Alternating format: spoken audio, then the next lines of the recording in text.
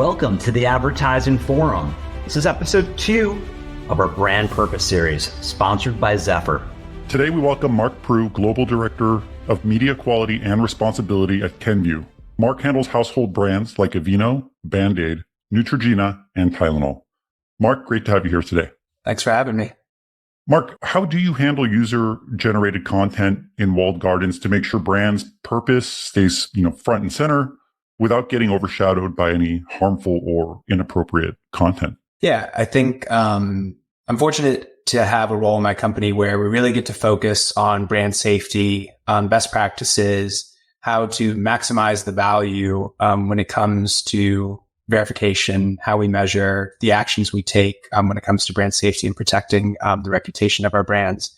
And I think when it comes to walled gardens, social platforms, you don't have the same capabilities when it comes to open web, but I think we make the most of what is available to us. And that includes something simple like limited standard and expanded mode on a lot of feed environments, and really ensuring that we have consistency across our markets, across our brands, when it comes to our risk threshold, our tolerance for certain types of user-generated content. And while those solutions, I think, are imperfect, we make the most of what we can, and while continuing to push the platforms, I think, to a similar level of capability that we have with ad verification and brand safety in open web. Mark, how do you protect your brand's reputation in walled gardens where you have to deal with risks like misinformation, criticism, and controversial news cycles? I think, aside from taking advantage of the controls that are available to us as Kenvue, I think we've been really fortunate in that we've been able to, as a company that, now is a little less than 2 years old, we've really been able to redefine our approach to content and appearing in the environments and against the content that really resonates with our consumers. And I think as a result of that, we're a little less conservative than we were as J&J Consumer. With J&J, you're protecting a 135-year-old brand, probably more than that now since I last quoted that age. But I think, there's more, you want to be more risk averse as J&J. And as Kenvue, you have the opportunity to redefine yourself in terms of what content and what content you want to appear next to. So with that, we really revised our content guidelines. I think we really took the approach of thinking about how do our consumers interpret the content we appear adjacent to. And in social media environments, there's a wide variety. And I think we try not to overreact to appearing next to certain types of content, recognize when people are having fun, recognize when people might have different cultural nuances, certain jokes that don't necessarily resonate with your own lived experience. And I think that's something that we talk a lot about in DEI conversations with advertisers about how they're not so risk averse when it comes to brand safety that they wind up excluding certain audiences or excluding certain types of content that they want to stay away from. And I think that has really helped us in terms of our brand safety approach in social media platforms to not overreact in terms of pausing or trying to exclude certain types of content because of this very risk-averse approach.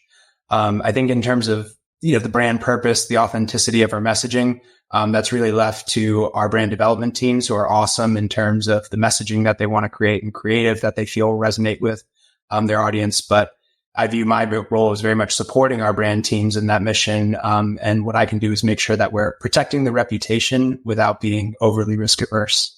I appreciate that insight, Mark. And it's really intriguing to hear about how you look at it on behalf of your company and on behalf of the brands that you're representing. But how do you stay authentic, especially on social platforms where fake news could be prevalent? What do you do to make sure that if there's fake news that's going to be aligned near or close to your ad, what do you do? What's your strategy? Walk us through that. Yeah. I guess probably the best example that I can come up with, because it's really near and dear to our hearts at Kenvue, is unfortunately there is misuse and abuse of our products at times. And that's not necessarily the fault of the platforms to start with, in terms of that it happens. They can't control the actions of their users and necessarily what they're going to post. And I think at times, maybe they do not even understand that these products are being misused. But we do. We understand our products very well, and we understand what is unintended and off-label use of our products. And in certain instances, especially with younger users, they can harm themselves, even die in certain instances. And with social media, it has the ability to encourage certain behaviors, even harmful ones. And we feel very much it is our responsibility to reach out to social media platforms and identify these instances where there's misuse of our products and challenge them to see how they can better identify and moderate that content. And how, more importantly, how can we help them better identify and moderate that content, since we are the experts when it comes to our products. So that's, an issue that's very near and dear to Kenvue. I think with misinformation, you're talking about an issue that all advertisers care about. And recognizing that the name of the game is risk mitigation, not elimination. So acknowledging that there is always going to be some misinformation when it comes to social media platforms. Parsing out, is it harmful? Does it have the potential to really go viral and become a trend where you need to take actions such as just pausing your brands altogether? I think that's really should be viewed as the last resort. And it is in our toolkit, depending on what we're seeing in terms of social listening, how other brands are responding to misinformation and evolving news cycles. But it's challenging. And I think it comes back to you make the best of the tools that are available to you when it comes to the proprietary platform controls. But we still don't have that unique ability to stay away from certain types of content that might be unsuitable for your specific brand or an issue that you particularly care about as a company or as a brand. And I think we need to continue to push social media platforms to get there, because reporting either directly from the platforms in terms of their transparency reports, or even from some of the verification companies, you're understanding after the fact when your brands might have appeared next to misinformation or certain types of messaging that are unsuitable for your brands. But the damage has kind of been done at that point. And even with that data, how can you optimize away from that content that you don't want to be next to? I feel like the ability isn't quite there yet with social media platforms. So it's an issue to push the partners on. Appreciate your perspective on the proactiveness.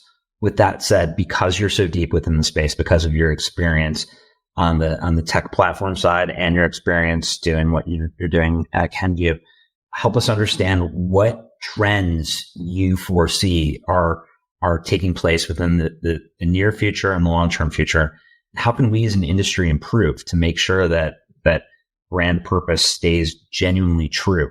I think for the brand teams, I think going in with a more open mindset when it comes to criticism of your brands, certain types of content that occur within social media platforms, a criticism of your brand isn't necessarily a basis to have the social media platform take it down. And we had those conversations internally of, is this misinformation about our brands that poses a harm, or is this someone who just has a criticism? The latter is not necessarily cause for the social media platforms to take action. That's par for the course. I think with a lot of brands, everyone's entitled to an opinion about your brand. So I think that's a development in the mindset, and also acknowledging that it's not risk elimination. I don't believe there will be such a thing as 100% brand safe or 100% brand suitable. It's about mitigating your adjacency to that content and mitigating your risk exposure to truly unsafe floor content. In terms of the capabilities and how do you action on that, I see us inching towards the capabilities that we have for open web, either proprietary or through third-party verification. And I think that's good progress, because I think even when I started at J&J Consumer, you'd have the conversation with social media platforms about why can't we apply third-party verification? Why can't we make optimizations? And the conversation was sort of a non-starter. You weren't getting anywhere. Now, at least you have the ability to apply certain types of third-party ad verification to at least understand what is my risk exposure to high, medium, low risk content, to floor content. And that reporting shows that generally, I'll use Meta as an example. It generally shows that it's a pretty safe place. And I believe that. But we're really interested in that uniquely unsuitable content for Kenvue brands? And how could we take action on that? How could we use the reporting to say, okay, let's make some tweaks to ensure that we are appearing next to the content that our audience really expects us to be adjacent to, that resonates with them, that's going to create a positive association with our brands. And I think, like I said, we have loosened up a little bit as Kenvue in that we're not so risk averse. We are more open to being adjacent to content that our consumers read, that they consume, that they watch.